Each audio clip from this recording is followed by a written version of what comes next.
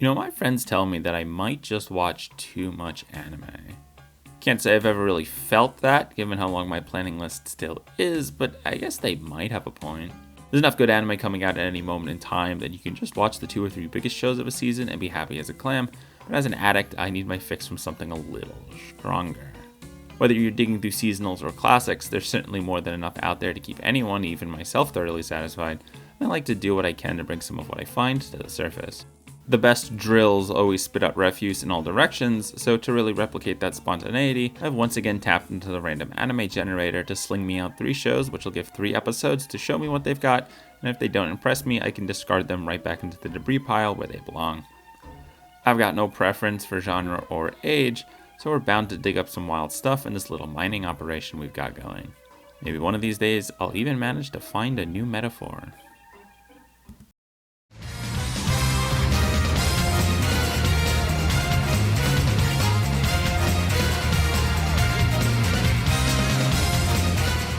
The 2000s are a remarkably unserious decade for anime. I'll leave it up to you to decide if this is a bad thing or not, but compared to the decade that preceded it, and you get the sense that it's basically night and day. This was the decade when battle shonen and harem comedies rose to the forefront of the industry, and the uncertainties of the traditional to digital transition led to a lot of growing pains. The decade started off with a lot of Evangelion-inspired dark psychological thrillers, but as the years prattled on, you could see growing inspiration from names like Shinichiro Watanabe, making it an even more serious anime, leading to an interesting final result. A lot of the works of the decade certainly feel quite serious, but at the same time they are just bombastic enough to feel a bit immature? Is that the right word?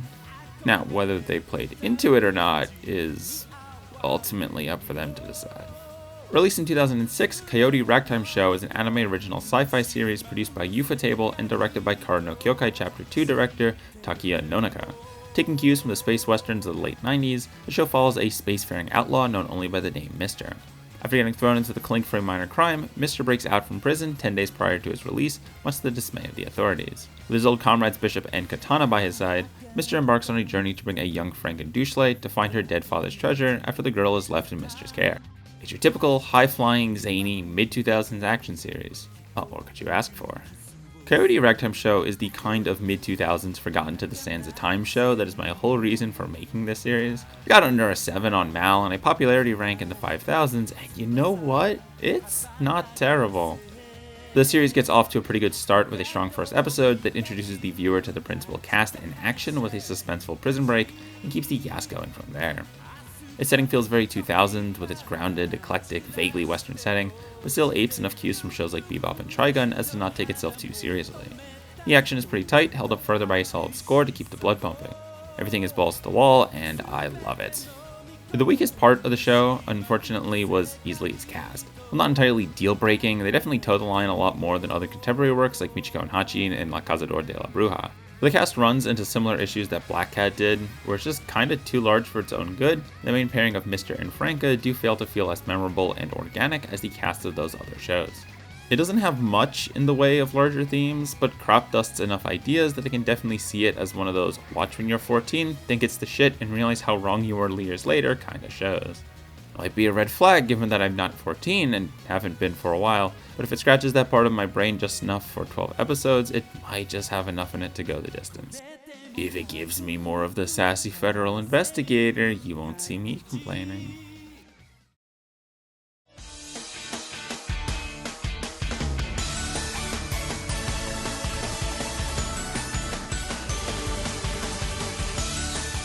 Call me crazy, but I feel like it's been a while since we got a good high school comedy. Yeah, fine, we've got plenty of cute girls doing cute things and rom-coms, but I'm talking a good, hearty, largely platonic comedy series. They're quite popular in the late 2000s and early 2010s, but seemed to fizzle out as the decade continued on in favor of their more moe-centric counterparts. I think in general, people started to lose interest in high school as a setting, and in all fairness, it was getting pretty saturated. Still, the time when the style of show was in fashion did pump out a ton of bangers, and I feel like it hasn't quite caught on what we lost. Alternatively, I might just be going senile. Released in 2010 and produced by JC Staff, Okami-san and her 7 companions came out smack dab in the middle of this trend and falls squarely into the camp of 2010s era shows I've never heard of, so you know it's going to be something. The story follows Ryoko Okami, a flat-chested and temperamental high schooler, who alongside her close friend Ringo Akai is a member of the Otogi Bank, a club for students looking to help out other students with their issues.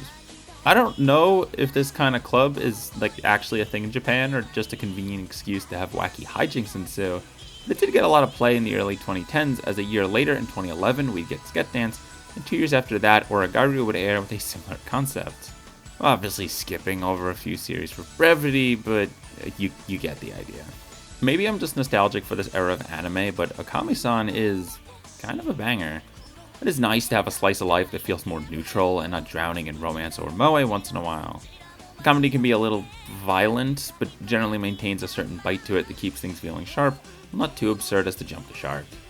The character designs are quite colorful, and I like the blend of simplicity and pop in them that makes the world feel somewhat believable while also endearing you to the cast. Some are more memorable than others, but by drawing on some very light fantasy motifs in their design, managed to keep things feeling fresh. The animation and direction are also remarkably tight. I'm a sucker for the style of vibrant but simple designs that just feel very anime, without feeling overprocessed and still allowing for a good deal of expression.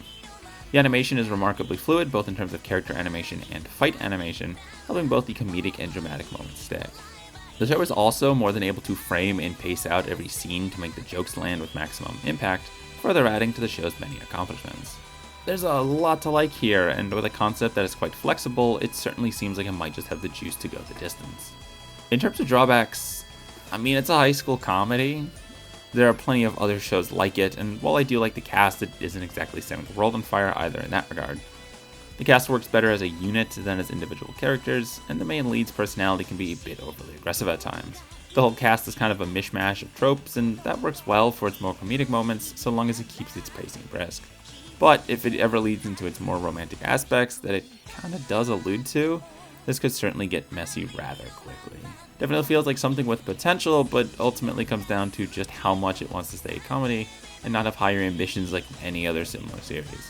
Haruhi it is not, but hopefully it can at least be better than Origairu. One can hope.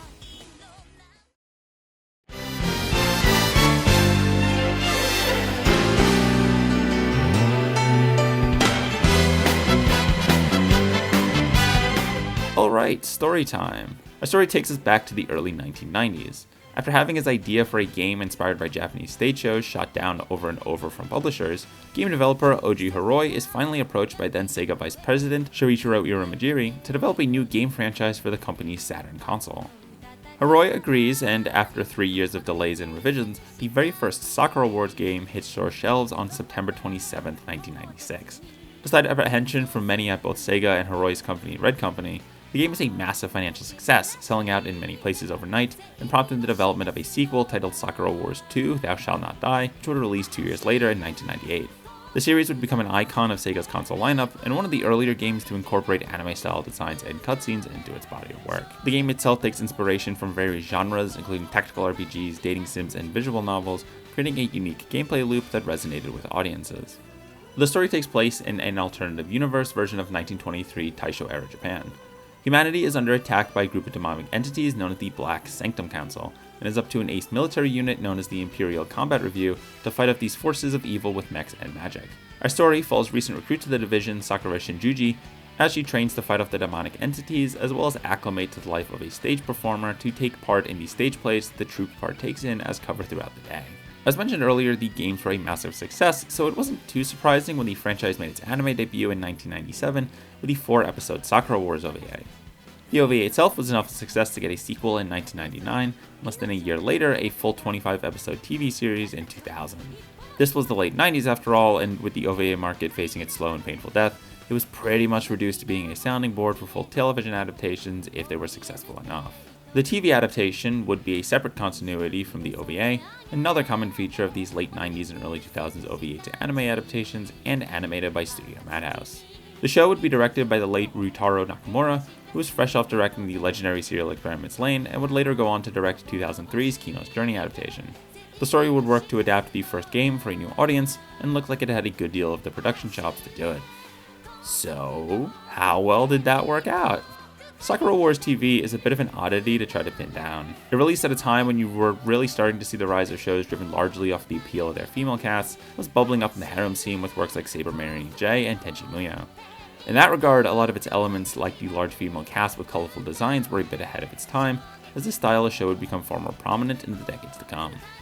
The concept definitely leads itself to some pretty fun ideas, and shows with similar concepts of girls working in a stage show would pop up across the following decades. All of that comes together to make me really want to like Sakura Wars, but the operative word there is want.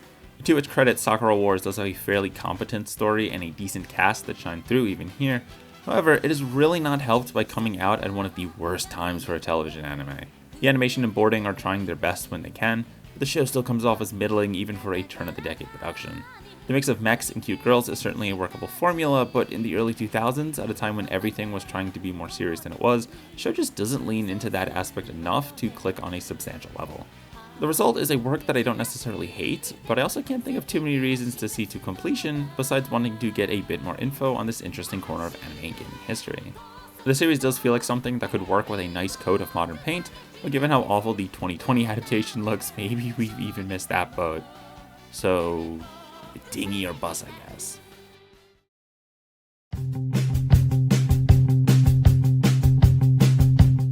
Coyote Ragtime show definitely feels like a timepiece of that time when anime felt much more willing to throw shit at the wall and see what sticks, and hey, this one stuck enough that I was willing to see it to the end. Overall, it's a pretty solid piece with some fun action and decent character development. I think it maybe use a bit of trimming in the ideas department, and the characters do even at the best of times feel a little generic, but it's still a general good time, and I don't think you'll walk away disappointed if you want to give it a shot. Okami-san and her 7 companions was a lot better than I anticipated it to be. I do have a soft spot for that late 2000s, early 2010s style of slice-of-life comedies, so it wasn't too hard a decision to polish this one off. The characters definitely aren't the strongest, but they're solidly entertaining and get some decent development to flesh them out further. It manages to keep a nice blend of action, comedy, and drama across its entire runtime without playing out the joke, even if the narrator can be a bit much at times. I guess time does tend to round all edges, and so I'm not too surprised that it fell into obscurity, but it only gives me more hope that there are more series like it in my future. This is the kind of find that will keep me going for months. Sakura Wars was a bit of a tough call to make. I do recognize the series' significance to gaming and anime history, and there seems like some solid ideas here that I'm curious how they play out.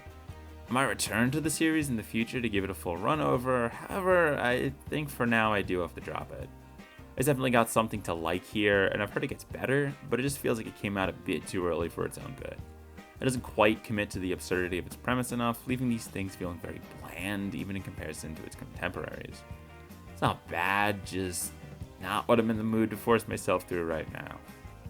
Can't be helped.